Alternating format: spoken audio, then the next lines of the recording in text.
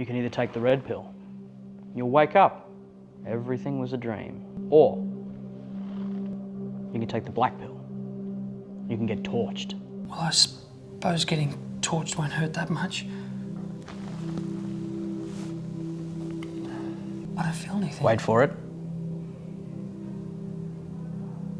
Oh, wait.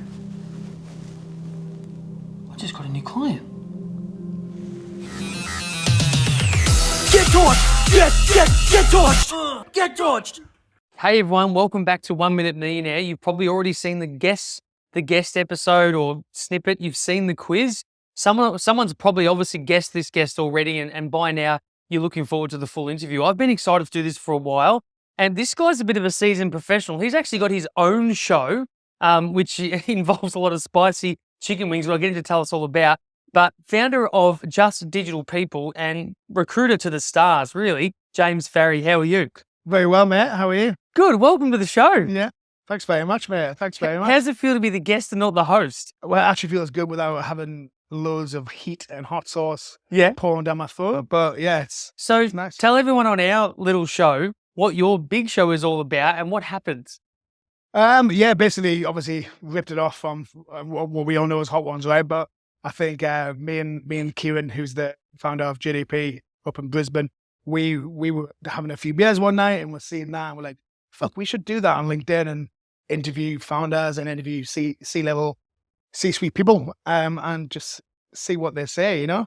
I think it just puts an extra bit of fun and adds a bit of comedy to what sometimes might be bland interviews, no offense. You know? So yeah, it's obviously, I'm the only one that can, well, Sam needs the manager partner at Brisbane, can take his spice pretty well, but Kieran's really bad with it. So really, so what kind of trauma do you experience given you're doing this regularly? Guests do it once, but you do it regularly. The next day, is there any trouble? Is there any, repercussions? Yeah. So the worst one was I did 2 in one day, never again. Yeah, I think I was, let's just say I couldn't be 20 meters away from the bathroom, had to be 10 meters or 5 meters. So now you've recently become a father. Congratulations. Thanks very much, mate. First time, second time?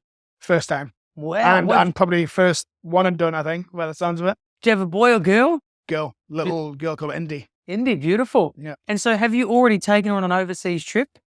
Yeah, so in actually a short life? Yeah, so I had my long service leave kick in, so went back home for a good few weeks to show off to the family and get everyone to That's beautiful. say hello. So they all loved her. Yeah. She did well on the flight, to be fair. Yeah, so she's going to be a seasoned traveller, I think. That's amazing. Start them early. Yeah, exactly. So tell me, right, Just Digital People, I feel like I'm pretty familiar with that brand. And it almost feels like it's been around for a good, it feels like 5-6 years, quite active, quite present. Tell me about how you got involved and whether it was from the very beginning. Yep. And kind of how it all started and where it's come to today. Yeah, mate. So a bit of a wild journey. It was kind of a bit of luck as well, to be honest. Yeah. So we just turned 10. So it started up in Brisbane. Yep. So Kieran, the founder up in Brisbane, I actually joined in 2016. Lovely. And it was actually a bit of happenstance that had happened. So I went traveling around Southeast Asia, Europe with my now wife and mother to my daughter. So we spent all of our money in Europe, as you do in Asia, on pad thai and bintang. And we got to Melbourne. We were supposed to be doing some traveling, but we didn't realize how expensive Australia was. So I'm like, shit, let's get a job first, and then we'll, do traveling around that. So I seen Kieran's advert in 2016, applied to that, started off as a senior consultant with JDP. And to be honest, it was quite a fun advert. It was, just a bit different to what the normal recruitment industry would put out there. So yeah, started as a senior consultant, worked my way up through the years. So I think I started about 6 months into the Melbourne journey. Yeah. So we've been in Melbourne since 2015, 2016. Yep. And then, worked my way up and became a partner in the business. So what is it about you guys from the UK that come here and absolutely dominate with recruitment? Because it sounds like in the UK, I know you've said this to me before, it's a much more competitive environment, but it does feel like there is a real worldwide respect and kind of admiration for how recruitment's done there. Yep. So coming here, like no doubt we do it differently and we might not be as forward, with how we do it. But how did you find it easier than some to really accelerate what you did? Yeah, that's it. We get asked quite a lot by clients. Yeah. Every client's like, "Oh, are you fucking poms?" But no, I think what I think is the training and development that you get there.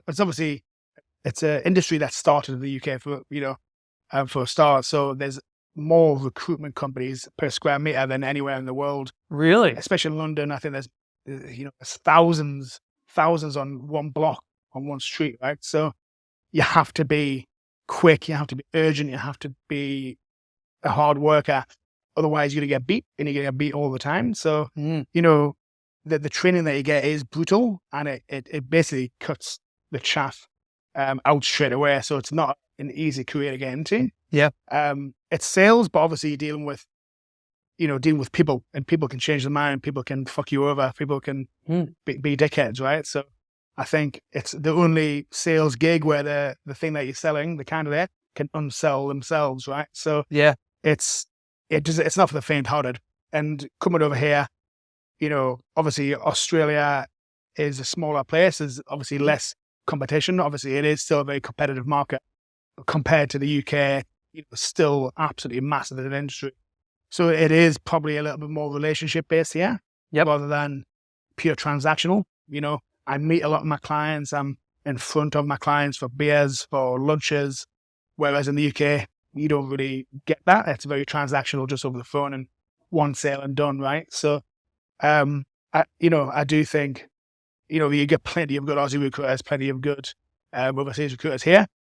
I think also the sun helps. A lot of poms just come here and are like, fuck, I want to get out of the cold Scotland. I want to get out of all these, miserable rain.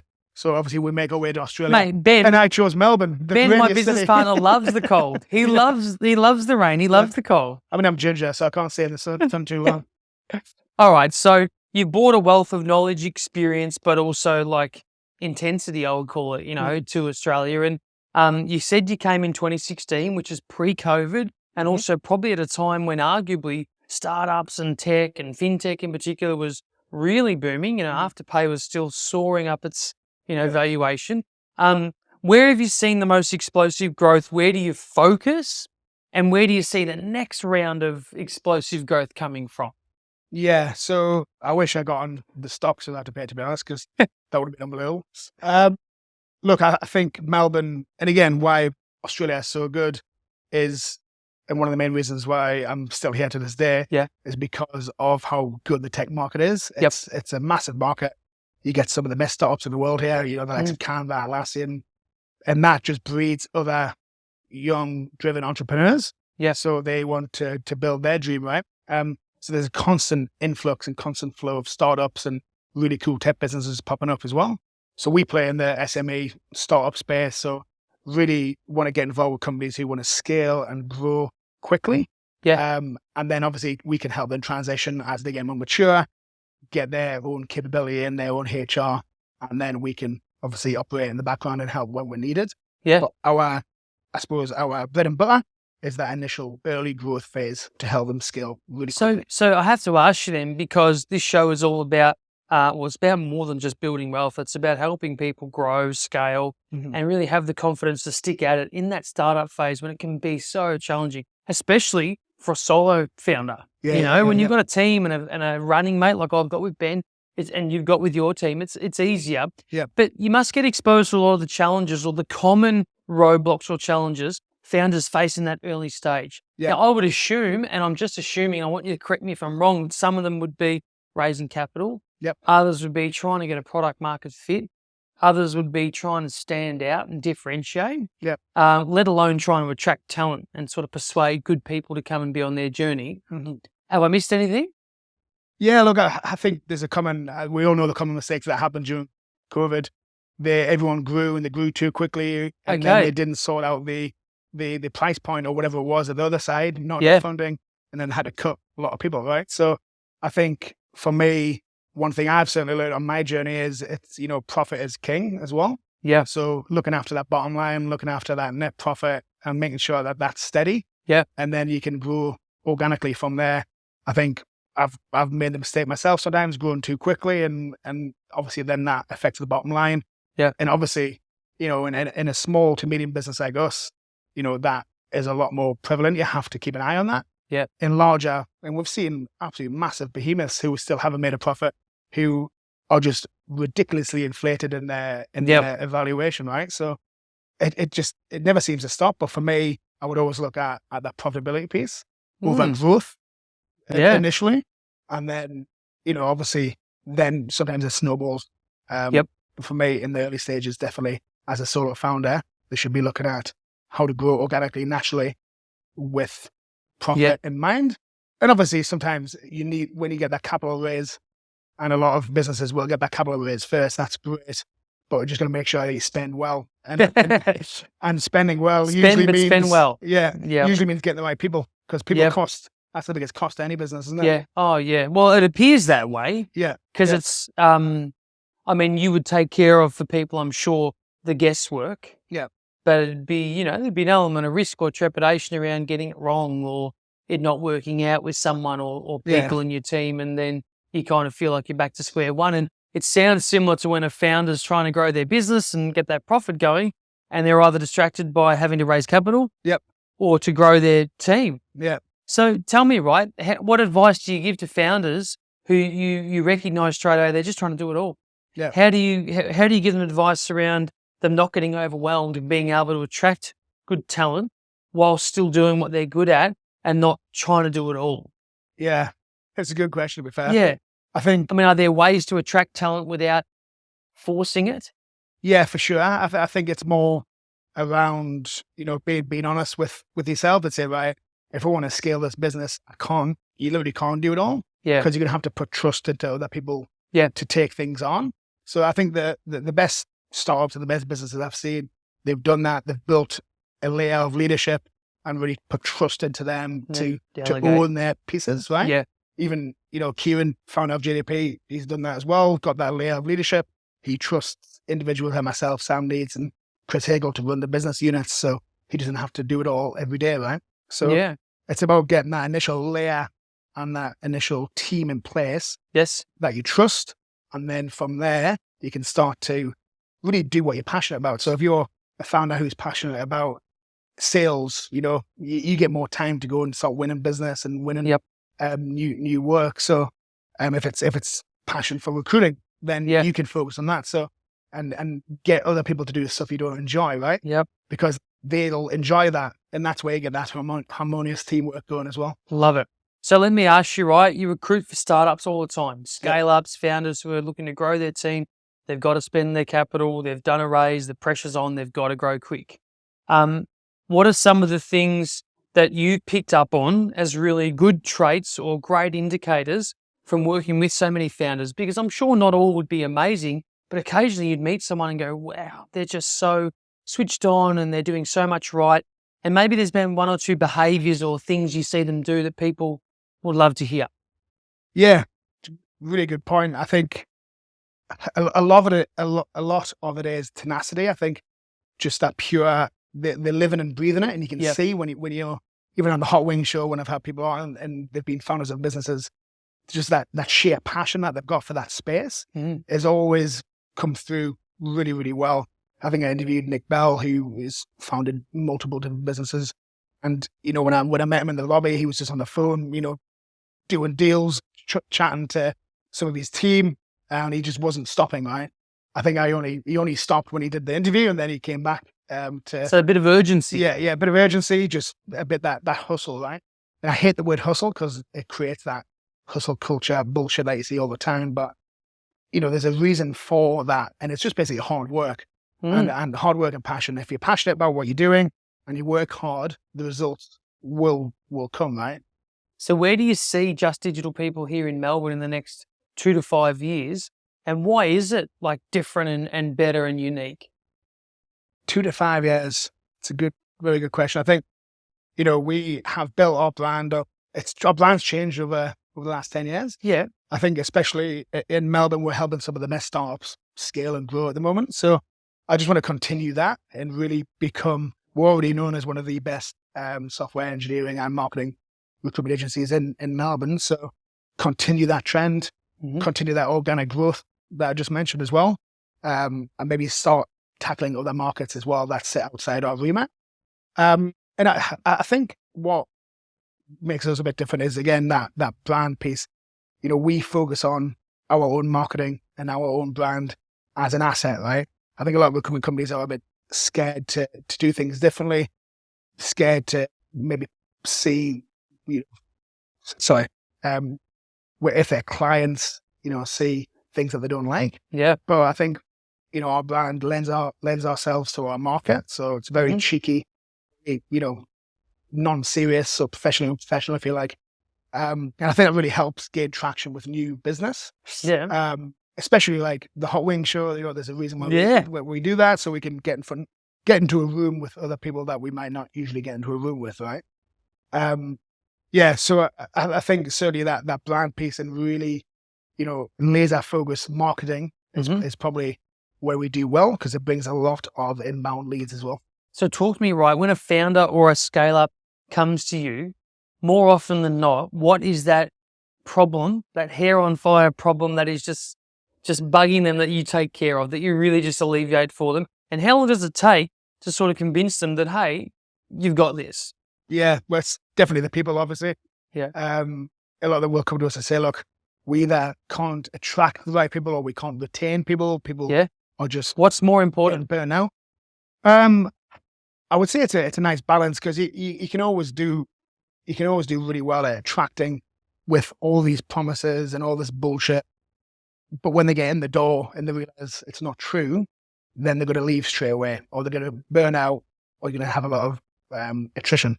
So I think the attraction piece is really important, because you need to be a good sellable business. You need to have good policies, good benefits, to attract the best talent.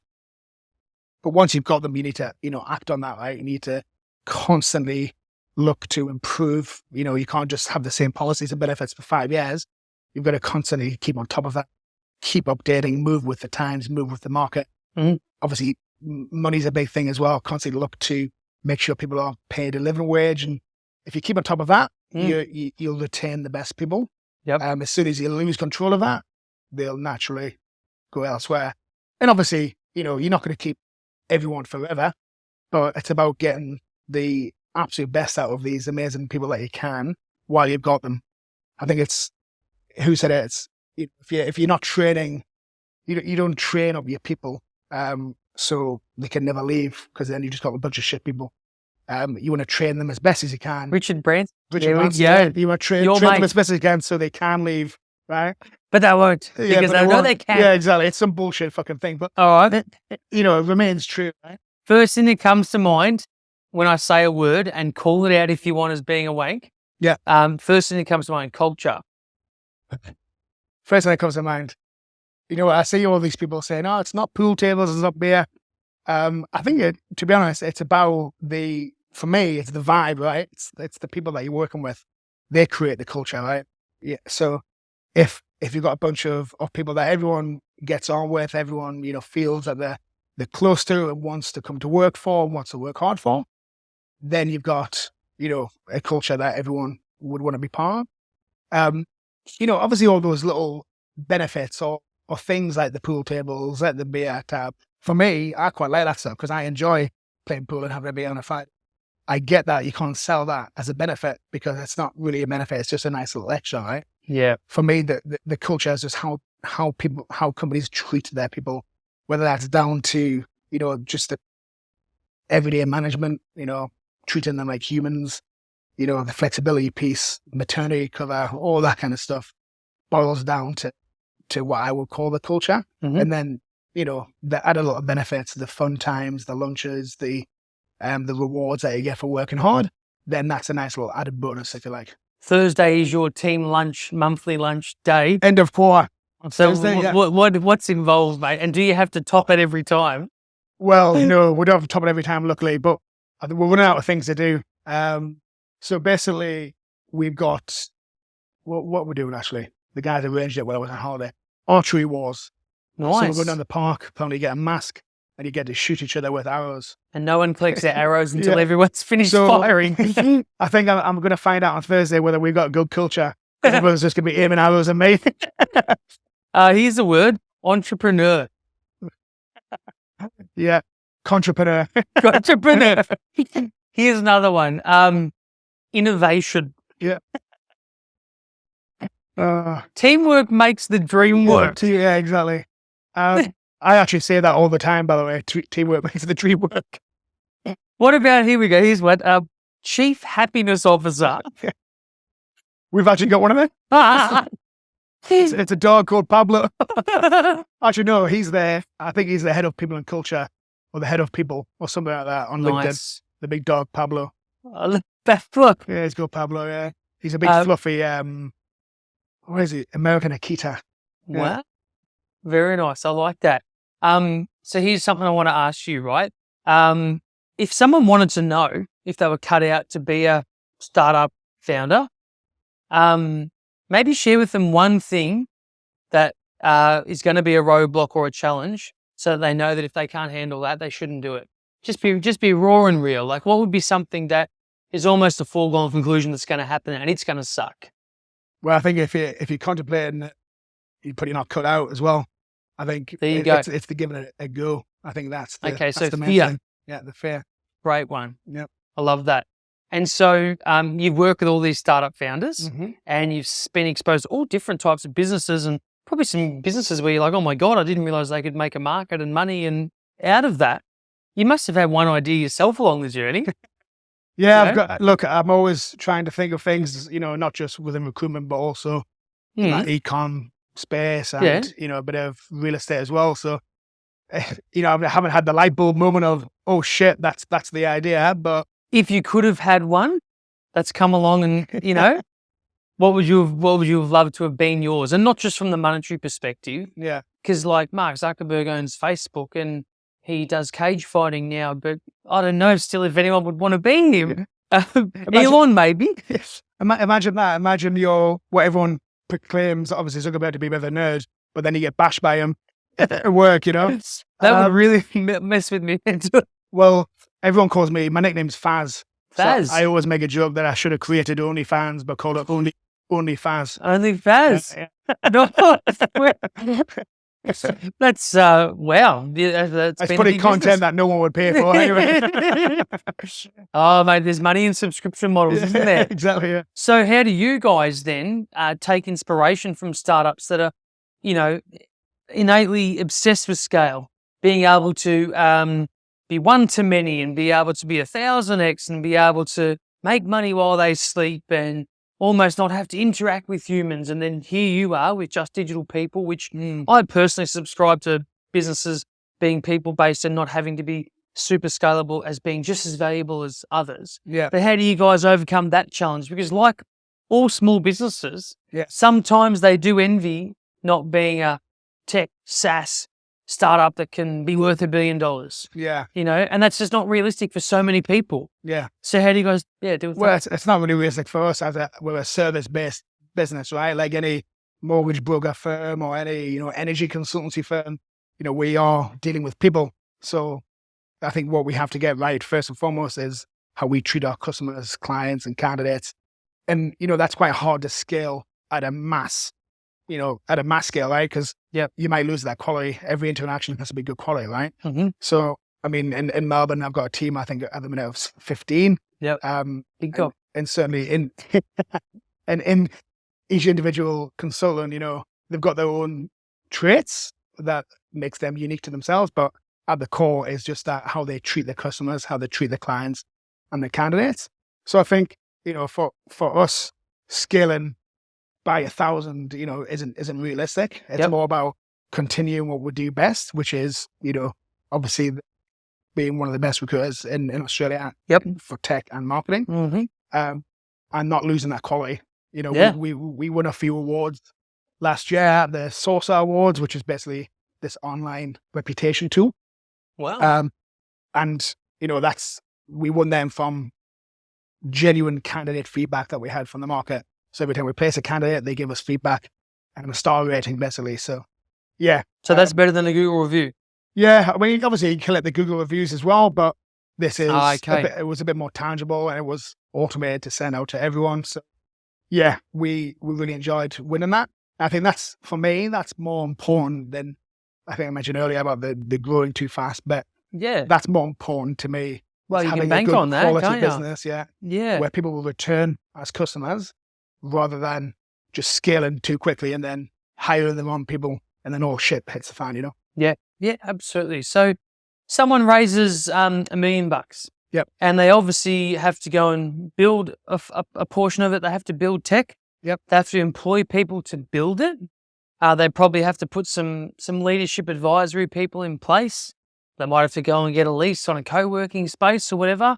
Get a subscription to Xero and whatnot. And before you know it, right, there's a lot to put in place. Some things take a lot less time than others. When it comes to the people part and recruiting, what would you say to someone who's tossing up thinking of recruiting, let's say, a development team, either onshore or perhaps balancing or blending it with some offshore talent to save on costs? What would your recommendation be there? I've seen both sides of the coin, right? I think I've seen people who have done a blend, who've got an onshore development team and an offshore. So they've got the core engagement with their customers and the clients here based in Australia. And then obviously they've got a lot of the main work happening overseas, right? Yep. Which I've seen work really well. I've also seen that, shit hit the fan with that. Yeah. I think, again, it's down to the right partners and choosing the right people. Yeah. I think, if I was to pick one, I would definitely say onshore. Not only because it's good for me, because I can hire people onshore in Australia. Yeah. But also, I find that when I'm speaking to a lot of businesses, that's one of the main questions that comes up is, where's the development team based? How quick am I going to get responses to any issues? And especially if you want to build, Australia has this thing around being Australian owned, right? So you look at your Atlassians, your Canvas, they obviously have massive teams now, but they're predominantly Australian based. So Australia has, which is a good thing, is obsessed with Australian owned businesses. You see on the products, Australian owned products, right? So I think that goes a long way to helping you grow as well, because if they see a success story from Australia and it's Australian grown, Australian owned, it really, really helps. Okay. So one last question for you. I hope you don't mind sharing, because these are probably your secrets to success. But as a born salesperson and someone who's refined that ability over time and's probably become a bit of a master at it, what would you say? Master. Well, yeah, I mean, I think obviously you would have to be, because it's not easy what you do, and it's easy to feel, I reckon, like you're part of everyone else, when in actual fact, I'm sure the people like you who form like the top 10% or whatever are the ones that do really, really well, and then everyone else is kind of making up the numbers. So the question is, right, what are some of your secret sales or relationship strategies? Some people talk about just activity. Some people talk about developing channel partners and being creative. What do you rest on as a real go-to thing that really anchors and works for you and allows you to build on that for your sales to be just amazing? Yeah, I'm actually pretty big on really being true to yourself. Obviously, we've all heard the saying, people buy from people. And it's very true. So I always say to my team, don't try and hide who you are. Don't hide behind a mask that isn't you. So, if someone is going to resonate with you, they're going to resonate with you naturally, right? And if they do, then they're going to buy for you. You can't keep everyone happy, and you're not going to please everyone. So, as long as you can turn up, do the work, do the activity, because that's, again, really, really core to it, but be yourself, people are much more likely to buy from you, to build good relationship with you over time, because you're naturally bonding with them. Whereas, I think a lot of recruiters fall under the car salesman category of, they're just a bit too nicey nice. Yeah. They clearly want something, right? I think everyone's just going to get out of the opinion of, I'm going to make a sale on every single call, because that's not going to fucking happen, right? Yep. So as long as you can create a good client base, a good customer base where they will come back to you because A, you've done well with them and they trust you and you know, you've had good results in the past, and B, because they genuinely like you as a person, then perfect. Mate, anything else to add or a shout out or how people can get in touch with you and Just Digital people? Please let everyone know. Yeah, so, I mean, obviously I'm quite loud on LinkedIn, but yeah, I mean, we're always looking to add to the team as well. So any passionate recruiters want to come and work with me and work with the guys, we're always looking to speak to people. But yeah, it's been great to have a good chat with you. And you've been on television in the UK on Come Dine With Me. Yeah. Mate, that's big. That's huge. I'm going to get loads of shit for that because apparently I mention it way too much. No, but yeah, I reckon you'd give MasterChef a good run for its money, wouldn't you? I wasn't that good. You would dominate. You should. So basically my tactic was to get everyone drunk so that they give me a higher score. And it worked, but the producers ended up taking the wine and the whiskey off the table. Because I reckon you'd be like a Jamie Oliver. The way you describe the food, it would just sound so tasty. It's just the way you talk about it. I don't know about that. And the first course was called James' Special Balls. So there's a hair in my bowl. Yeah, exactly. yeah. James, thanks for being on the Pleasure, show, man. mate. Thanks for having me. Appreciate it. Thanks very much. You can either take the red pill, you'll wake up, everything was a dream, or you can take the black pill, you can get torched. Well, I suppose getting torched won't hurt that much. I don't feel anything. Wait for it. Oh, wait. I just got a new client. Get torched! Get torched! Get torched!